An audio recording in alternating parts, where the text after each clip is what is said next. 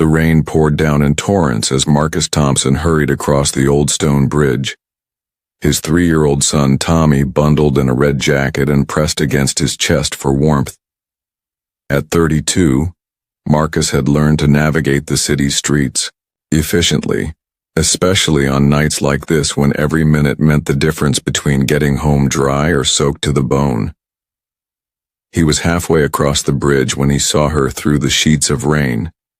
A young woman in a white dress, standing at the railing with her back to the street. Everything about her posture suggested someone who had reached the end of hope, and Marcus felt his heart skip as he realized what he was witnessing. "Tommy, hold on tight to Daddy," Marcus whispered to his son, quickening his pace toward the figure at the railing. "Excuse me," he called out, his voice cutting through the sound of rain hitting pavement. "Are you all right?" The woman turned slightly, revealing a face streaked with tears and rain. She appeared to be in her mid-20s with blonde hair plastered to her head, and eyes that held the kind of emptiness that comes from profound despair. "Please, just keep walking," she said, her voice barely audible above the storm. "This does not concern you." Marcus moved closer, still holding Tommy protectively. "I am afraid I cannot do that. My name is Marcus and this is my son Tommy. We were just walking home, but now I am very concerned about you." The woman looked at him with surprise, as if she had not expected anyone to stop, let alone someone carrying a small child in the rain. "You should not be out here with your little boy. It is dangerous." "You are right," Marcus agreed, stepping closer to the railing. "Which is why I am hoping you will step back from there and help me figure out how to get all 3 of us somewhere safe and dry." She stared at him, clearly taken aback by his calm, matter-of-fact approach to the situation. "You do not understand. I am not someone worth saving. You should take your son and go home." Marcus looked at this young woman who was so lost in her pain that she could not see her own value, and felt something familiar stir in his chest. 3 years ago, after his wife died in a car accident, he had stood in a similar place emotionally, wondering if Tommy would be better off without a father who felt so broken and inadequate. "What is your name?" Marcus asked gently. "Isabella," she replied hesitantly. "Isabella, I want to tell you something that someone told me when I was in a very dark place," Marcus said, adjusting Tommy's position as the little boy watched the interaction with wide, curious eyes. "They told me that the worst moments in our lives are not endings. They are just very difficult chapters in a much longer story." Isabella shook her head, tears mixing with the rain on her cheeks. "You do not know what I have done, what I have lost. There is no coming back from this." "You might be surprised," Marcus replied. 3 years ago I lost my wife in an accident that I blamed myself for. I thought Tommy would be better off in foster care than with a father who could not even keep his own life together. I stood on a bridge much like this one, wondering if everyone would be better off without me."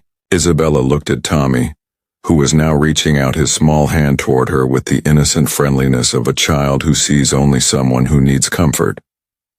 "What changed your mind?" she asked softly. "A stranger stopped to talk to me," Marcus said simply. "A woman who had every reason to keep walking but chose instead to remind me that my story was not over yet. She told me that sometimes the worst thing that happens to us prepares us to help someone else through the same thing." Isabella was quiet for a moment, processing his words. "What if I told you that I have disappointed everyone who ever believed in me? That I have made decisions that hurt people I loved and destroyed relationships that can never be repaired? Then I would tell you that you sound like someone who cares deeply about the people in your life," Marcus replied. "Someone who feels things intensely enough to be devastated by their mistakes. That does not sound like someone beyond redemption to me." The rain continued to pour down around them, but Isabella seemed to be listening in a way she had not been before. Tommy, sensing the gravity of the moment, reached out again and gently touched her hand. "He likes you," Marcus observed.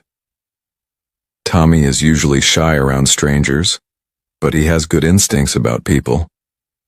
Isabella looked down at the little boy with wonder, as if she had forgotten that innocent connections were still possible. "How old is he?" "3.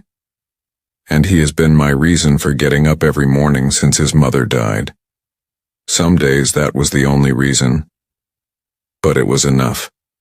Isabella knelt down to Tommy's level, and the little boy smiled at her with the radiant warmth that only children possess. In that moment, something shifted in her expression, as if she was remembering what it felt like to matter to someone.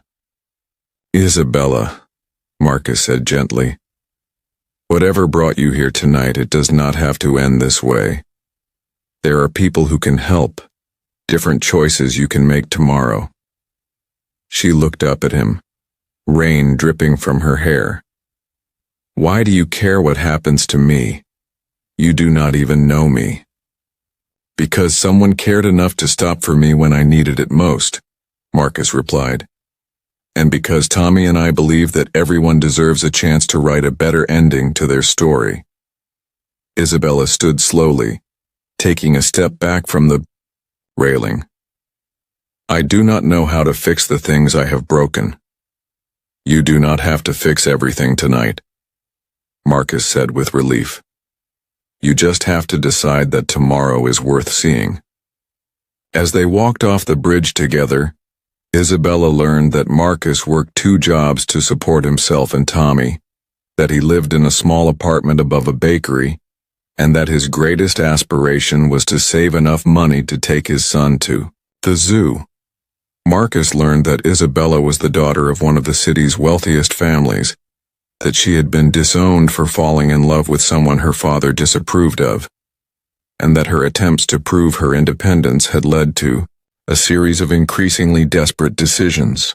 "I have lost everything," Isabella confessed as they took shelter under a nearby storefront awning. "My family, my fiancé, my trust fund. I have been living in my car for 2 weeks."